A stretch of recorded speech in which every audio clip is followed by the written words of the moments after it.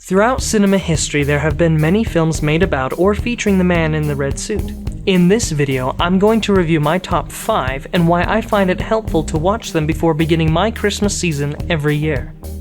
Film number 5, A Christmas Story. You may be asking, but Stu, it's not a Santa film. What can you learn from this film?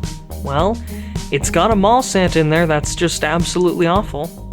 Watching the film reminds me of my childhood and the kind of Santa representative I want to be. They're such a great example of how not to ho ho ho and to speak to and treat children. This is something I'm very adamant about doing correctly, and it gives me a laugh when I watch it. It also helps me be more sympathetic to children and reminds me I don't know what they go through on a daily basis. Everyone's home circumstance is different.